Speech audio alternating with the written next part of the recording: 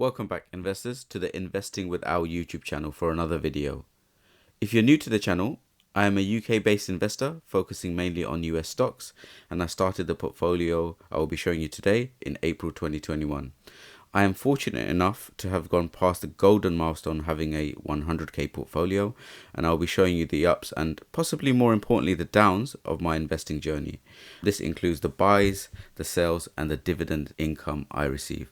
So if you're a returning viewer, smash that like button. If you're new to the channel, subscribe so you can follow my journey.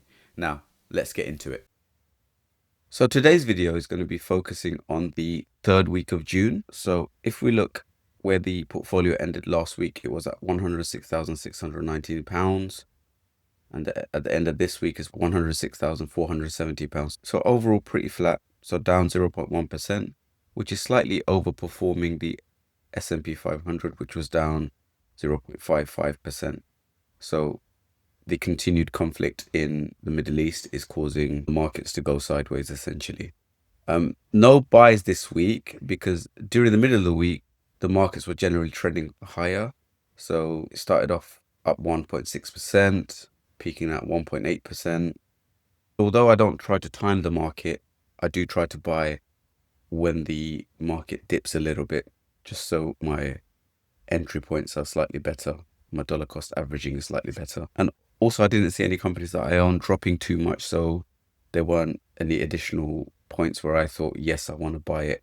I want to buy this dip, as it were. So that means the funds I'm going to be deploying is still going to be staying on the sidelines, so I might decide to buy next week, but let's see how the market does. But one particular company that did do well last week was Hims. So up 16%. And that was off the back of them releasing a new product. So it's a chewable gummy is what it's called, which focuses on women's hair loss and hair thinning. So overall, the market reacted quite well to it. And within this article, it says studies show that 12% of women start losing their hair before they reach 30. It's generally male pattern baldness that is focused on. And with this new product, Hims is targeting a market which isn't as addressed, but still a major issue. So the gummy itself is apple flavored and is the first dermatologist formulated gummy made specifically for women's chronic hair loss. It combines minoxidil for density with biotin for fullness, and the gummy is clinically backed. One of the features is that it is in gum format, and it says, unlike messy foams, tough to swallow pills, this gummy is designed to be a treat, not a chore. One of the key features of Hims and a differentiator is its personalized service. So licensed medical providers on the Hers platform can work with you to find the best plan for your hair, including prescribing personalized treatments with clinical proven ingredients based on your needs. So this is a really good product. So we will see how it sells, but the market reacted quite well to it, including a 16% gain since the last week. Now, overall, I own 111 shares of this. I'm very bullish on this company, and I'm very close to breaking even on this now. And about 3 weeks, I was down about 18%. So it's recovering really, really well. They've got earnings report coming up next month. So if it beats expectations, I expect this to continue growing towards the $75 mark. It's currently trading at 64, just under 65. So one dividend coming in this week from Google for £13.89, getting closer to this £7,000 dividend mark since I started investing in 2021 within this account. So let's have a look at the overall June payments that have come in. So we're looking at £12.46 from Visa, £199.21 from Elgen, Centrica at £55.44, Microsoft paying me £8.85 last week, and Google this week at £13.89. So overall for the year, we're just going past the £800 mark in terms of dividend, and still expecting another big one from Imperial Brands coming in soon as well. So let's have a quick overall summary of the positions within my portfolio. So Google down this week a few percent on no particular news actually, but it's still my biggest position and still a company I'm very bullish on. So at the moment, it's just a waiting game. A lot of investing is patience and holding good companies. And this is a good company, and I'm going to be patient with it. And we will see the gains in the short to medium term. MicroStrategy slightly down because Bitcoin was slightly down too. Visa, I'm up 8.3% for a £679 gain. Imperial Brands up 66% for a £3,489 gain. MasterCard just up 1.99% now with the stable coins news that came in last week. But again, I believe this company and Visa will recover and do well in the short to medium term. Meta up just under 16% for £1,086 gain. Microsoft doing really well. Look at the recent performance, 3 months up 22%. And I hold 17.36 shares and I'm up just over £1,000. Tesla.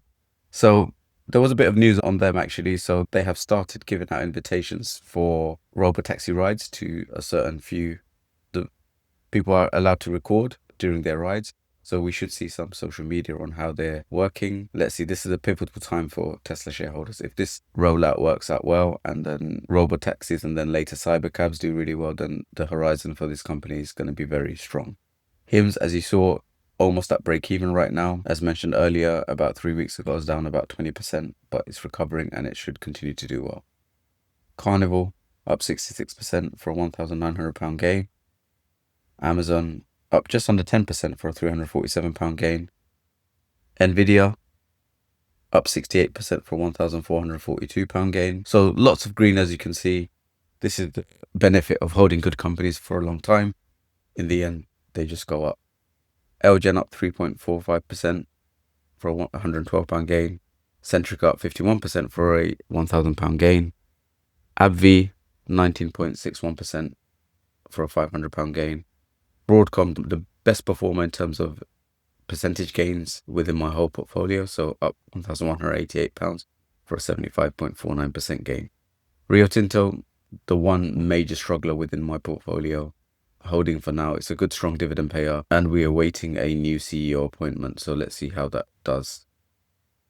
Apple, another struggler for me in my opinion. It's one that I'm going to be looking at in terms of potentially shifting out, but they do have a huge cash reserve, so with that comes the potential to increase the share price. So let's see how that performs, but this is one that potentially I might cut and reinvest elsewhere. Costco up 21% for a £418 gain. ASML, another one of my few companies that I'm in the red with, but they're going to be having earnings next month, so I'm hoping that they're going to beat expectations and this company will grow again. KLA has done really well in the last 3 months, up 20% and breaking the $850 mark as well. So that's it. Overall, slightly down, pretty much break even for the week, and the portfolio is slightly under £106,500. Overall, up £18,863 since I started investing in April 2021. Bit of a nothing week in terms of the portfolio, but these kind of things happen, and the key is to stay patient. If you can, increase your positions in companies that dip within turbulent times like this. So thank you very much for joining me on this portfolio update, and I'll see you on the next one.